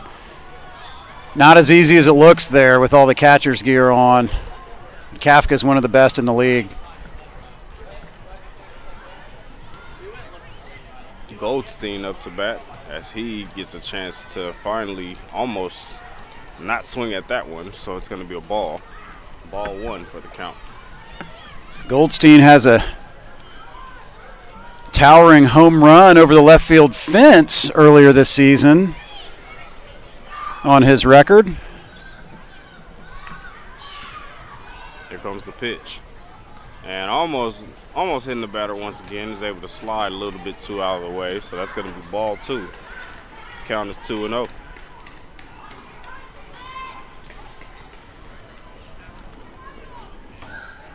And as he throws it back, it's going to be safe at first. Coach Duell does have to be a little concerned about the time clock at this point. Not much you can do about it other than just try to keep your innings going, but we are losing daylight. It's going to be ball three with a count of 3-0. Yeah, with a runner on first, the Orioles trying to get something out of this. Here comes the pitch. And he's going to give another strike, so that's going to be a strike one. And it's going to be 3-1. Treeleben getting ready for the pitch. As the pitch comes, he swings and it's going to be hit, but it will technically be a foul ball. So now it's a full count from when it was a 3-0 count. Now we're in a different story when it comes to who will win this battle between batter and pitcher. Yeah, good job battling back by Treeleben here for the full count. Payoff pitch. Pitch is up, and he swings, and that's going to be strike.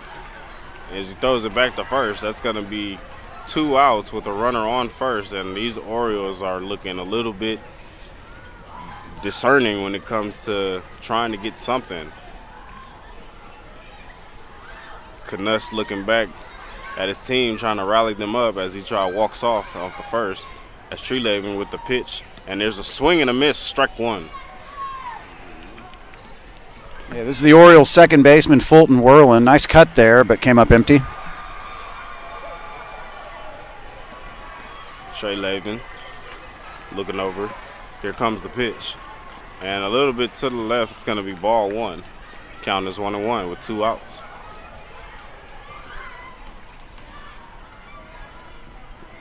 Here comes the pitch. A little high, but he's going to swing at it. It's going to be a swing and a miss, strike two. And these Orioles just looking like they just want to get something out there. They're taking their time, just swinging at everything at this point, and he doesn't swing at this one, so it's going to be ball two.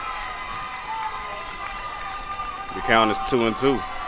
But with 2 outs and a deficit of 8 being down, and the ball is thrown again, and now it's going to be a full count, 3-2.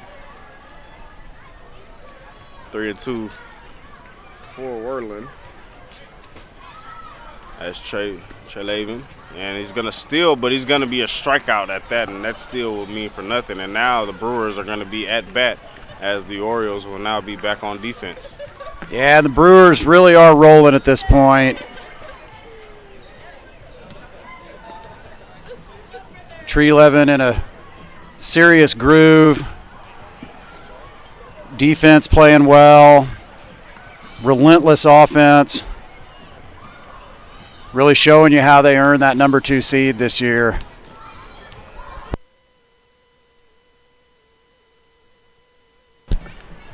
Are now the remaining top seed in this tournament, with the number 1 seed Giants going down earlier today. Great season from the Giants and Coach Hildreth.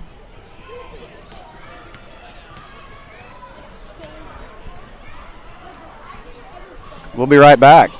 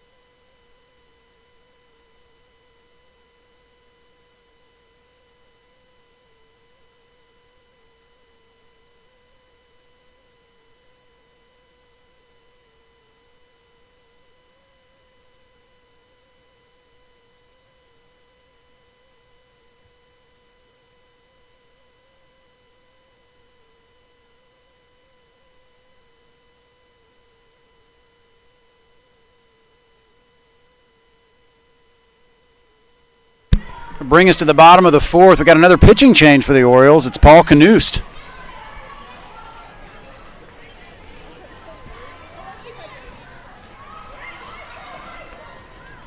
Knust now up at pitcher. This is the 3rd pitcher that has been changed for the Orioles.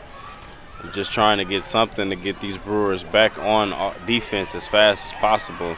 They haven't been able to really do that much of late. As for the last couple of innings, the Brewers have been able to really just go all out in the bottom of these innings, and able now to get them an 8 deficit point lead against the Orioles, now leading it 10-2. Yeah, and you said it, Drew. The Orioles are in the tough spot now of not only needing to somehow shut down this offense of the Brew Crew, but to do it quickly. Because the more the minutes tick off, the more they're at risk of not even getting to play that 5th inning. As the first pitch is going to be a ball for Knust. Max Wilson at the plate for the Brewers. And here comes the pitch. And it's going to be another ball, once again getting behind the catcher. And it's going to give him a 2-0 count.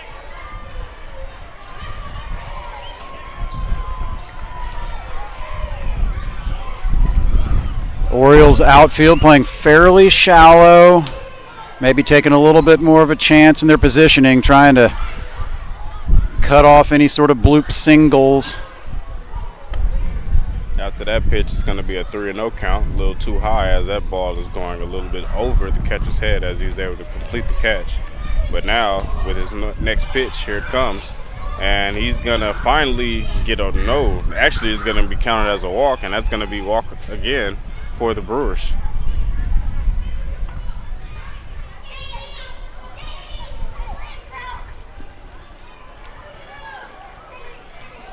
Proler up to bat as the pitch is up, and he's going to be strike 1 for the first pitch.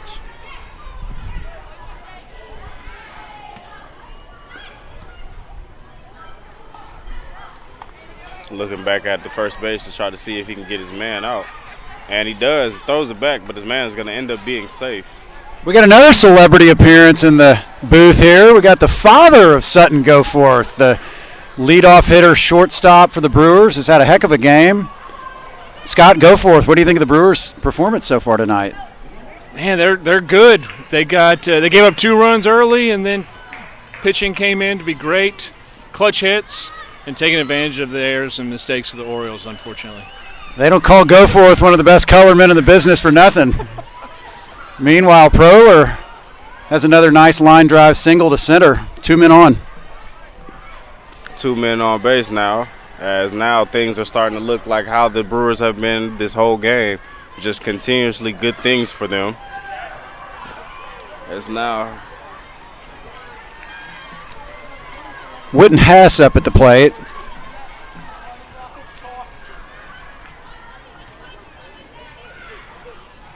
And now, as Knuss looks downfield, getting ready for the pitch, and he throws it to second, and almost looked like he was going to get him out, but the ref is going to say safe, as the ref talks to Knuss a little bit about that throw. Yeah, nice little inside move there from Knuss. Wilson just gets back. As Knuss looks down the field again, once again, to get his pitch ready, as he looks back and gets the pitch off, but is a little flying low. And Wilson thinking about that steal, but not able to get there as he is going back to second, not trying to risk that first out for the inning of the bottom of the fourth. Yeah, good pick there on a ball in the dirt by Alan Chaffin. Knuss looking downfield again, getting his pitch ready as he looks to second.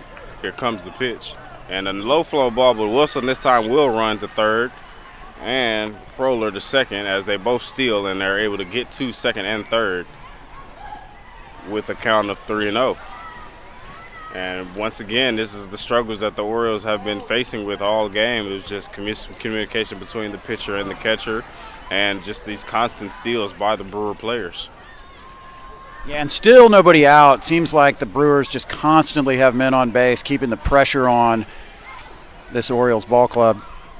As Knuss with the pitch, here it comes. And another low ball, which then he's going to run for home, and he's going to be safe, which is going to lead to an 11-2 lead against the Orioles. And once again, with no outs at the bottom of the fourth, this Orioles team looks a little defeated right now, as they are just still trying to get something. With even though 2 runners on base, 1 at third and 1 at first, and now up to bat is going to be Daniel Jacobson again, back into the lineup. As Knuss with the pitch is up, and he's able to get the pitch and stolen still to second, as it seems as if no one saw that one. But Herring is now on second and Proler on third, and now with Jacobson at bat, the Orioles need to get something. It's going to be ball 1. Here comes the pitch. He swings and misses. It's going to be strike 1.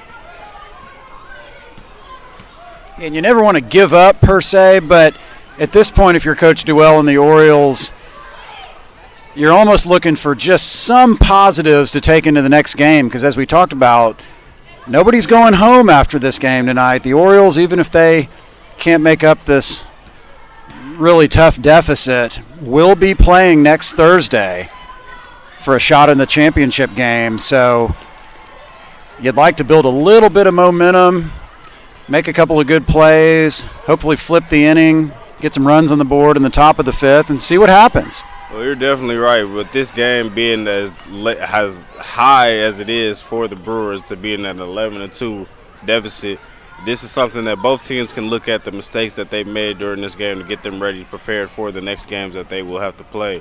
Obviously, the Orioles have more to think on of this game than the Brewers do, but both teams still can take away from this game and move on to the next game being better than they were this game. As he gets ready for the pitch, pitch is up. And he doesn't swing this time, so it's going to be a ball. So it's going to be ball 2 with the count of 2-2. Yeah, if there's a better version of the Brewers, though, I don't know that I want to see it. That's a scary thought for the rest of the league here. They have looked phenomenal tonight. Here comes the pitch. And he's going to be able to get a swing, and it does get into the little pocket and is able to get past the left fielder. And that's going to bring another runner home, and that's going to lead another score, which is once again is just going to lead to a 13-2 lead for the Brewers. Yeah, nice piece of hitting by Jacobson there. Taking it the other way, not trying to do too much. Gets 2 runs in. Ball squibbed by the right fielder Goldstein. It's a play he usually makes. And now Rodney back up to bat. Actually, it looks like Tellefson subbed back in the 9 spot. And I think we're going to have another pitching change here. Coach Edens for the Orioles out there talking to his crew.